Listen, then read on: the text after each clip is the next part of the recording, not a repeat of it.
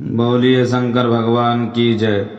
शिवलिंग की स्थापना, उसके लक्षण और पूजन की विधि का वर्णन तथा शिव पद की प्राप्ति कराने वाले सत्कर्मों का विवेचन।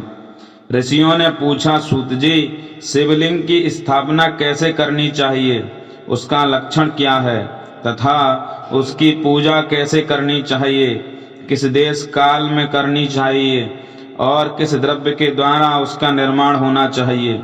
सूत जी ने कहा, महर्षियों, मैं तुम लोगों के लिए इस विषय का वर्णन करता हूँ, ध्यान देकर सुनो और समझो। अनुकूल एवं शुभ समय में किसी पवित्र तीर्थ में, नदी आदि के तट पर अपनी रुचि के अनुसार ऐसी जगह शिवलिंग की स्थापना करनी चाहिए जहाँ नित्य पूजन हो सके। पार्थिव द्रव्य से, जल में द्रव्य से अथवा तेजस पदार्थ से अपनी रुचि के अनुसार कल्पोक्त लक्षणों से युक्त शिवलिंग का निर्माण करके उसकी पूजा करने से उपासक को उस पूजन का पूरा फल प्राप्त होता है। संपूर्ण शुभ लक्षणों से युक्त शिवलिंग की यदि पूजा की जाए तो वह तत्काल पूजा का फल देने वाला होता है। यदि चल प्रतिष्ठा करनी हो तो इसके लिए छोटा सा शिवलिंग अथवा विग्रह श्रेष्ठ माना जाता है, और यदि अचल प्रतिष्ठा करनी हो तो स्थूल शिवलिंग अथवा विग्रह अच्छा माना गया है। उत्तम लक्षणों से युक्त शिवलिंग की पीठ सहित स्थापना करनी चाहिए। शिवलिंग का पीठ मंडलाकार, गोल, चौकोर, त्रिकोण अथवा खाट के पाए की भांति ऊपर नीचे मोटा और बीच में पतला होना चाहिए। ऐसा लिंग पीठ महान फल देने वाला होता है। पहले मिट्टी से, प्रस्तर आदि से अथवा लोहे आदि से शिवलिंग का निर्माण करना चाहिए। जिस द्रव्य से शिवलिंग का निर्माण हो उसी से उसका पीठ भी बनाना चाहिए। यही स्थावर अचल प्रतिष्ठा वाले शिवलिंग की विशेष बात है। चल प्रतिष्ठा वाले शिवलिंग में भी लिंग और पीठ का एक ही उपादान होना चाहिए, किंतु बाण लिंग के लिए यह नियम नहीं है। लिंग की लंबाई निर्माणकर्ता या स्थापना करने वाले यजमान के 12 अंगुल के बराबर होनी चाहिए।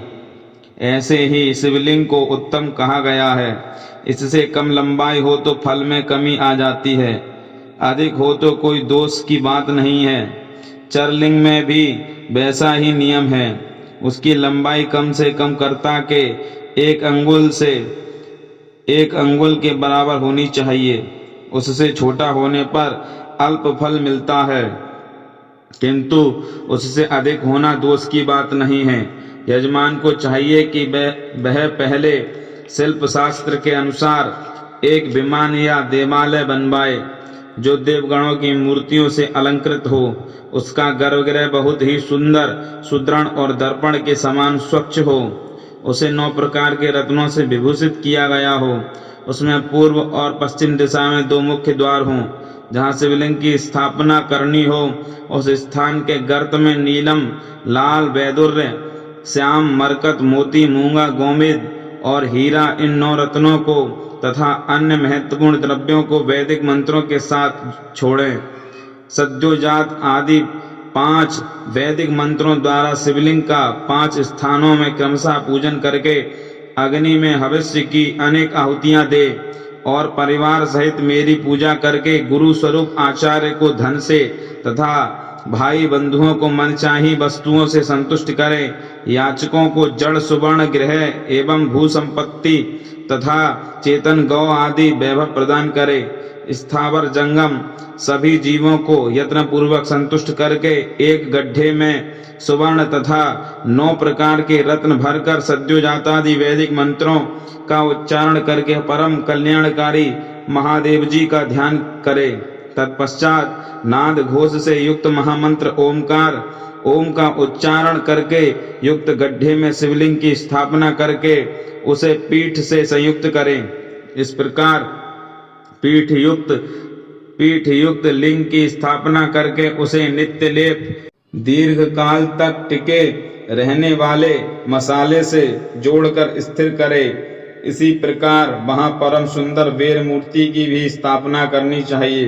सारांश यह है कि भूमि संस्कार आदि की सारी विधि जैसी लिंग प्रतिष्ठा के लिए कही गई है वैसी ही वेर मूर्ति प्रतिष्ठा के लिए भी समझनी चाहिए। अंतर इतना ही है कि लिंग प्रतिष्ठा के लिए प्रणव मंत्र के उच्चारण का विधान है, परंतु वेर की प्रतिष्ठा पंचाक्षर मंत्र से करनी चाहिए। जहाँ लिंग की प्रतिष्ठा हुई है वहाँ भी उत्सव के लिए बाहर सवारी निकालने आदि के निमित्त बेर मूर्ति को रखना आवश्यक है। बेर को बाहर से भी लिया जा सकता है, उसे गुरुजनों से ग्रहण करे। बाह्य बेर वही लेने योग्य है जो साधु पुरुषों द्वारा पूजित हो। इस प्रकार लिंग में और बेर में भी की हुई महादेव जी की पूजा शिव पद प्रदान करने वाली होती है। स्थावर और जंगम के भेद में लिंग भी दो प्रकार का कहा गया है। वृक्ष लता आदि को स्थावर लिंग कहते हैं और कृमि कीट आदि को जंगम लिंग। स्थावर लिंग की सींचने आदि के द्वारा सेवा करनी चाहिए और जंगम लिंग को आहार एवं जल आदि देकर तृप्त करना उचित है। उन स्थावर जंगम जीवों को सुख पहुंचाने में अनुरक्त होना भगवान शिव का पूजन है, ऐसा विद्वान पुरुष मानते हैं। यों चराचर जीवों को ही भगवान शंकर के प्रतीक मानकर उनका पूजन करना चाहिए। इस तरह महालिंग की स्थापना करके विविध उपचारों द्वारा उनका पूजन करे। अपनी शक्ति के अनुसार नित्य पूजा करनी चाहिए तथा देवालय के पास ध्वजारोपण आदि करना चाहिए। शिवलिंग साक्षात शिव का पद प्रदान करने वाला है अथवा चरलिंग में षोडशोपचारों द्वारा यथोचित रीति से क्रमशः पूजन करे। यह पूजन भी शिव पद प्रदान करने वाला है। आवाहन, आसन, अर्घ्य, पाद्य, पंचांग, आचमनम, अभ्यंग पूर्वक स्नान, वस्त्र एवं यज्ञोपवीत, गंध, पुष्प, धूप, दीप, नैवेद्य, तांबूल समर्पण, नीराजन, नमस्कार और विसर्जन, ये 16 उपचार हैं। अथवा अर्घ्य से लेकर नैवेद्य तक विधिवत पूजन करें। अभिषेक, नैवेद्य, नमस्कार और तर्पण ये सब यथाशक्ति नित्य करें। इस तरह किया हुआ शिव का पूजन शिव पद की प्राप्ति कराने वाला होता है। अथवा किसी मनुष्य के द्वारा स्थापित शिवलिंग में, ऋषियों द्वारा स्थापित शिवलिंग में, देवताओं द्वारा स्थापित शिवलिंग में, अपने आप प्रकट हुए स्वयंभू शिवलिंग में तथा अपने द्वारा नूतन स्थापित हुए शिवलिंग में भी उपचार समर्पण पूर्वक जैसे तैसे पूजन करने से या पूजन की सामग्री देने से भी मनुष्य ऊपर जो कुछ कहा गया है वह सारा फल प्राप्त कर लेता है। क्रमशः परिक्रमा और नमस्कार करने से भी शिवलिंग शिव पद की प्राप्ति कराने वाला होता है। यदि नियम पूर्वक शिवलिंग का दर्शन मात्र कर लिया जाए तो वह भी कल्याणप्रद होता है। मिट्टी, आटा, गाय के गोबर, फूल, कनेर, पुष्प, फल, गुड़, मक्खन, भस्म अथवा अन्न से भी अपनी रुचि के अनुसार शिवलिंग बनाकर तदनुसार उसका पूजन करें। अथवा प्रतिदिन 10,000 प्रणव मंत्र का जप करें अथवा दोनों संध्याओं के समय 1-1 सहस्त्र प्रणव का जप किया करें। यह क्रम भी शिव पद की प्राप्ति कराने वाला है, ऐसा जानना चाहिए। जप काल में मकरांत प्रणव का उच्चारण मन की शुद्धि करने वाला होता है। समाधि में मानसिक जप का विधान है तथा अन्य सब समय भी उपांशु जप ही करना चाहिए। नाद और बिंदु से युक्त ओमकार के उच्चारण को विद्वान पुरुष समान प्रणव कहते हैं। यदि प्रतिदिन आदर पूर्वक 10,000 पंचाक्षर मंत्र का जप किया जाए अथवा दोनों संध्याओं के समय 1-1 सहस्त्र का ही जप किया जाए तो उसे शिव पद की प्राप्ति कराने वाला समझना चाहिए। ब्राह्मणों के लिए आदि में प्रणव से युक्त पंचाक्षर मंत्र अच्छा बताया गया है। कलश से किया हुआ स्नान, मंत्र की दीक्षा, मातृकाओं का न्यास, सत्य से पवित्र अंतःकरण वाला ब्राह्मण तथा ज्ञानी गुरु, इन सबको उत्तम माना गया है।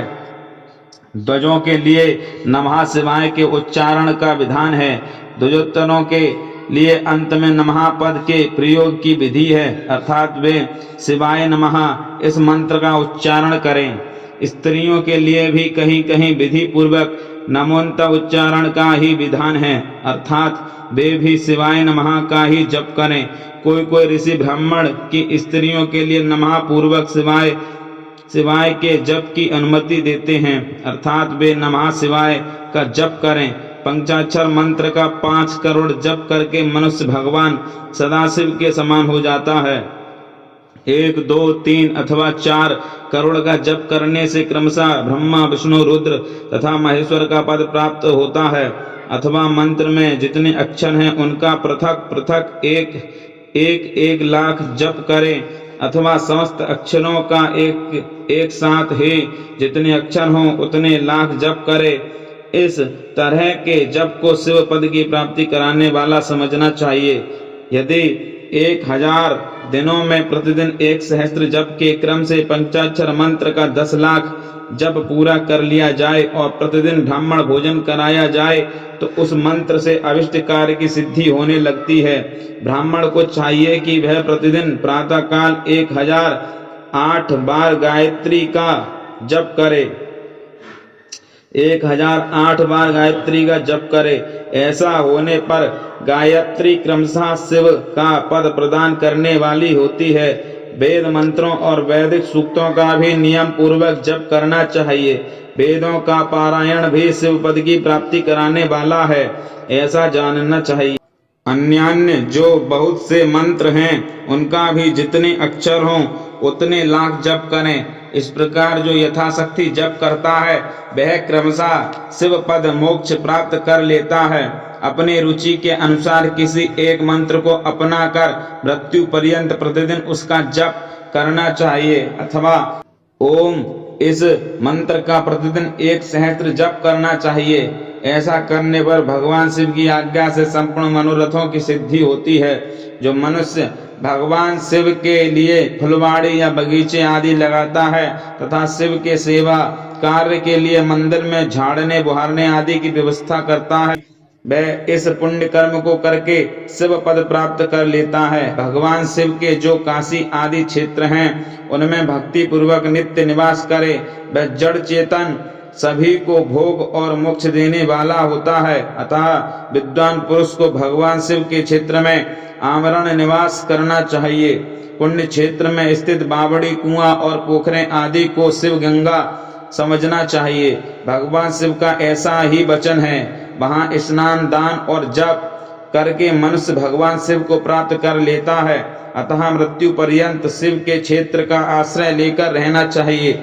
जो शिव के क्षेत्र में अपने किसी मृत संबंधी का दहा, दशा, मासिक श्राद्ध, सपिंडी कर्ण अथवा वार्षिक श्राद्ध करता है, अथवा कभी भी शिव के क्षेत्र में अपने पितरों को पिंड देता है, वह तत्काल सब पापों से मुक्त हो जाता है और अंत में शिव पद पाता है। अथवा शिव के क्षेत्र में 7, 5, 3 या 1 ही रात निवास कर ले, ऐसा करने से भी क्रमशः शिव पद की प्राप्ति होती है। लोक में अपने अपने वर्ण के अनुरूप सदाचार का पालन करने से भी मनुष्य शिव पद को प्राप्त कर लेता है। वर्णानुकूल आचरण से तथा भक्ति भाव से वह अपने सत्कर्म का अतिशय फल पाता है। कामना पूर्वक किए हुए अपने कर्म के अभिष्ट फल को शीघ्र ही पा लेता है। निष्काम भाव से किया हुआ सारा कर्म साक्षात शिव पद की प्राप्ति करने वाला होता है, जिनके 3 विभाग होते हैं, प्रातः, मध्याह्न और सायं। इन तीनों में क्रमशः एक एक प्रकार के कर्म का संपादन किया जाता है। प्रातः काल को शास्त्र विहित नित्य कर्म के अनुष्ठान का समय जानना चाहिए। मध्याह्न काल सकाम कर्म के लिए उपयोगी है तथा सायं काल शांति कर्म के उपयुक्त है, ऐसा जानना चाहिए। इसी प्रकार रात्रि में भी समय का विभाजन किया गया है।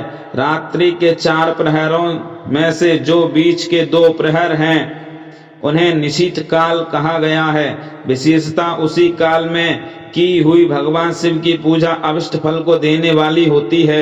ऐसा जानकर कर्म करने वाला मनुष्य यथोक्त फल का भागी होता है। विशेषता कलयुग में कर्म से ही फल की सिद्धि होती है।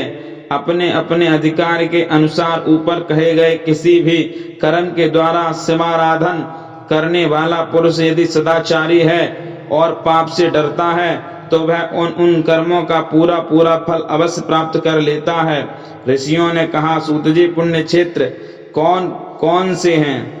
ऋषियों ने कहा, सूत जी पुण्य क्षेत्र कौन कौन से हैं जिनका आश्रय लेकर सभी स्त्री पुरुष शिव पद प्राप्त कर लें, यह हमें संक्षेप से बताइए। बोलिए शंकर भगवान की जय।